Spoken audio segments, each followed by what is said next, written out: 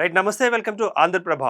రైతుల నీటి హక్కులపై ఉద్యమానికి ప్రతిపక్ష బీఆర్ఎస్ పార్టీ సమాయత్తమవుతోంది.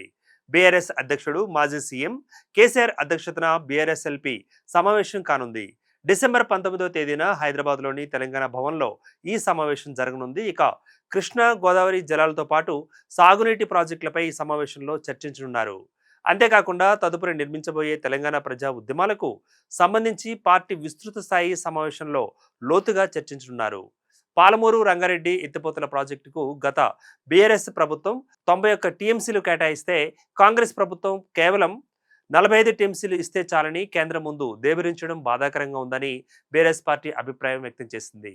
ఇక రాష్ట్ర నీటిపారుదల శాఖ మంత్రి ఉత్తమ్ కుమార్ రెడ్డి 45 టీఎంసీలకు అంగీకరిస్తూ కేంద్రం వద్ద మోకరిల్లడం రాష్ట్ర రైతాంగ ప్రయోజనాలను తాకట్టు పెట్టడమేనని బీఆర్ఎస్ భావిస్తోంది.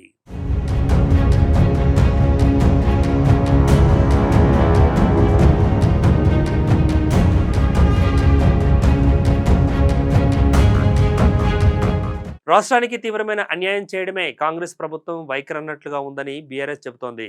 ఇక తెలంగాణ రాష్ట్రానికి ముఖ్యంగా పాలమూరు రంగారెడ్డి నల్గొండ ప్రజల రైతాంగ ప్రయోజనాలు దెబ్బతింటున్న నేపథ్యంలో తెలంగాణ నుంచి 8 మంది బీజేపీ ఎంపీలు ఉండి కూడా ఒక్కరూ మాట్లాడడం లేదని వ్యాఖ్యానిస్తోంది.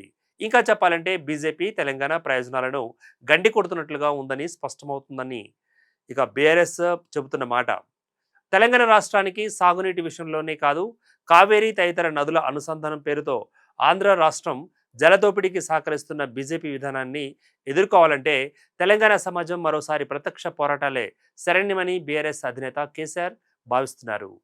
2023 ఏడాదిలో జరిగిన ఎన్నికలలో బీఆర్ఎస్ మూడోసారి అధికారంలోకి వచ్చి ఉంటే ఈ పార్టీకి పాలమూరు ఎత్తిపోతల ప్రాజెక్టు నుంచి నీళ్లు అందడం ద్వారా మహబూబ్ నగర్, రంగారెడ్డి, నల్గొండ జిల్లాల ప్రజల ప్రయోజనాలు కాపాడబడేవని బీఆర్ఎస్ పార్టీ భావిస్తోంది. కానీ ప్రస్తుతం వచ్చిన కాంగ్రెస్ ప్రభుత్వం ఈ 3 జిల్లాల ప్రయోజనాల పట్ల పూర్తి నిర్లక్ష్య వైఖరిని ప్రదర్శించడం వల్ల పూచిక పుల్లంతా కూడా పని చేయలేకపోవడం, ఆ ప్రాంతం ప్రజలు, రైతాంగం తీవ్రంగా నష్టపోతున్నారని బీఆర్ఎస్ అగ్రనాయకత్వం ఆవేదన వ్యక్తం చేసింది.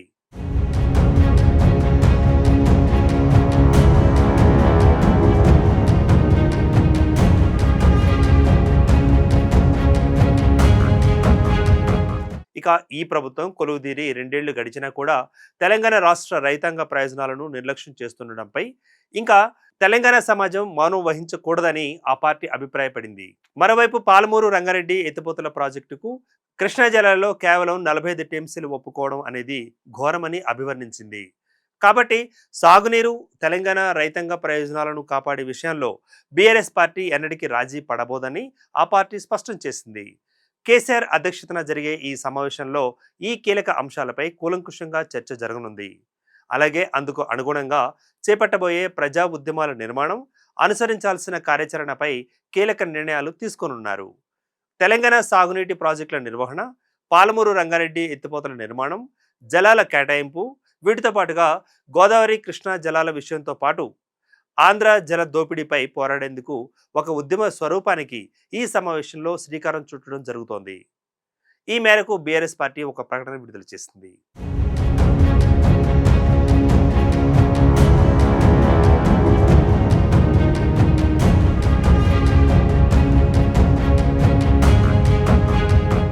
ఇక మరోవైపు ఏపీ ప్రభుత్వం పోలవరం బనకచెర్ల ప్రాజెక్టు చేపట్టేందుకు ప్రయత్నించగా ఈ అంశాన్ని కేంద్రం దృష్టికి తెలంగాణ ప్రభుత్వం తీసుకువెళ్ళింది. దీంతో ఈ ప్రాజెక్టును ఏపీ ప్రభుత్వం పక్కన పెట్టింది. తాజాగా పోలవరం నల్లమల సాగర్ ప్రాజెక్టును ఏపీ ప్రభుత్వం తెర మీదకి తీసుకొచ్చింది. దీనిపై సైతం కేంద్రానికి ఫిర్యాదు చేసేందుకు తెలంగాణ ప్రభుత్వం సిద్ధమవుతోంది. ఇప్పటికే ఈ అంశాన్ని కేంద్రం దృష్టికి తెలంగాణ భారీ నీటిపారుదల శాఖ మంత్రి ఉత్తమ్ కుమార్ రెడ్డి తీసుకువెళ్లారు. ఇక పోలవరం బనకచెర్ల ప్రాజెక్టు పేరు మార్చి నల్లమల సాగర్ ప్రాజెక్టుగా ఏపీ ప్రభుత్వం తన వంతు ప్రయత్నాలు చేపట్టిందంటూ మంత్రి ఉత్తమ్ కుమార్ రెడ్డి కేంద్ర జలశాఖకు రాసిన లేఖ సైతం వివరించారు. ఇలాంటి పరిస్థితులలో రైతులు నీటి హక్కులపై పోరు చేయాలని బీఆర్ఎస్ పార్టీ అగ్రనాయకత్వం భావిస్తోంది. అదీకాక రాష్ట్ర విభజన జరిగి దశాబ్ద కాలం జరిగినా ఇంకా తెలుగు రాష్ట్రాల మధ్య జల వివాదాలు నేటికి అలాగే ఉన్నాయి. వాటిని పరిష్కరించుకోవడం లేదు. వీటిని పక్కన పెట్టి ఏపీ ప్రభుత్వం నూతనంగా చేపడుతున్న ప్రాజెక్టులపై కేంద్రానికి ఫిర్యాదు చేయాల్సి వస్తోంది.